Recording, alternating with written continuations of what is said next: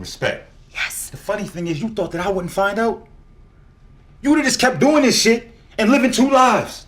Wait, hold on. What the fuck? You acting like I'm a hoe. You shaking your ass for money and not keeping it real with me. Okay. That's the part that hurts. Forgive me, baby. I'm sorry. I did what I had to do to make ends meet for my family. My name is Ciera Angelia, and I play Joy. So Joy was such a fun character to play. She is a loving, caring mom.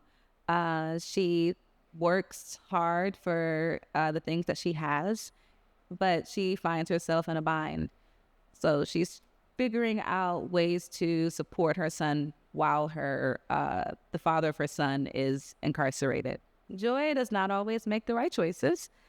I think she makes the choices that she feels will be best to financially support her son, but they come with a consequence. I can relate to Joy. I feel that there are times that I don't make the best choice, and it's come back to bite me in the butt as well. I also can relate to her in the way of her being very caring and loving and putting people before herself often. So, yeah. So Joy first meets Crystal, and she met her in a way of a supportive, empowering woman. And then she gets introduced to Trina in a very different way, where she sees Trina pull a gun on someone. So she's a little bit weary of Trina, but their relationship grows and she starts to trust Trina and see her as more of the alpha female in our group. I feel that her relationship with Jesse is a little bit stretched because I feel Jesse never really fully trusted Joy, for good reason, because Joy was very green when it came to doing illegal things. So her and Jesse never really formed as strong of a bond as she did with the other characters. And then Lynn, her character is so silent and deadly that she didn't really form as much of a bond as she did with Trina and Crystal.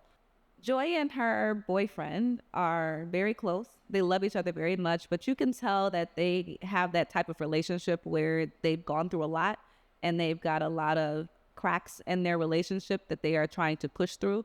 But love has been repairing these cracks over and over and time again. And when he finally gets out of jail, it's almost like her world is coming back home and she can kind of take a load off because she's been taking care of their son by herself. So I feel that their relationship gets tested when he gets back home and she keeps this big secret from him.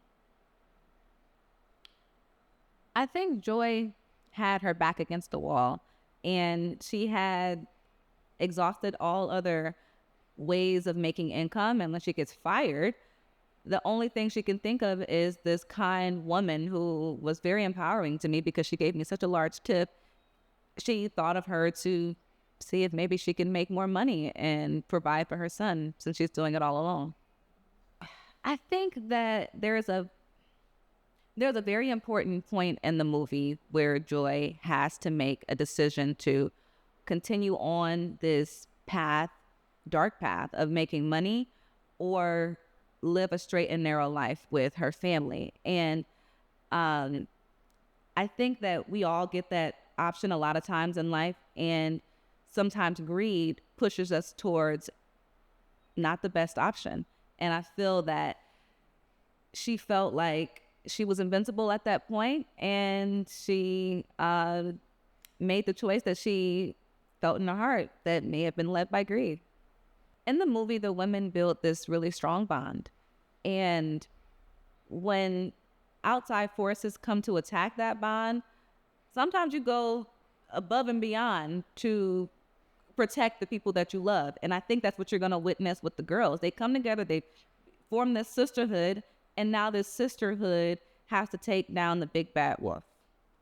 I love the title Blue Devils because it truly embodies the meaning of the entire film. Hundreds are called blues, and money is the root of all evil. And you see that in this film with these women that are going to hell and back for money. And they eventually become blinded by the blues.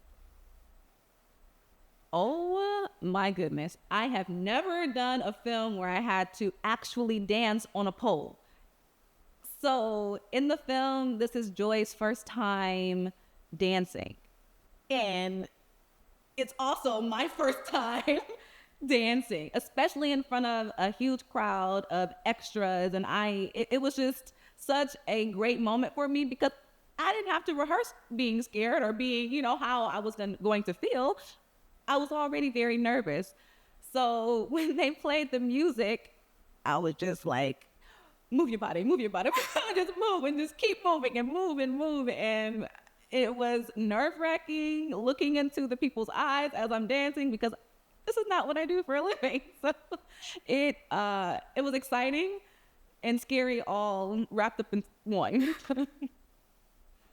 I would like to say this film is so special and near and dear to my heart because I created such a strong bond and sisterhood with these women, and my experience on set was top tier. I didn't want to leave set. I didn't want it to be over. It is one of the highlights of my life. You need to go watch Blue Devils right now because it is a fantastic movie and it is a cult classic. You do not want to miss this. Don't hear it on the streets. Go watch it yourself. Blue devils, yeah, they whisper in the night. Got me reaching for the money, chasing all the highs. The love of cash, the root of evil is my downfall. But that blue devil's got me and I'm giving it my all. Blue devils, they be dancing in my soul. Once you taste it, baby, it's out of control. The love of money, it's a dangerous game.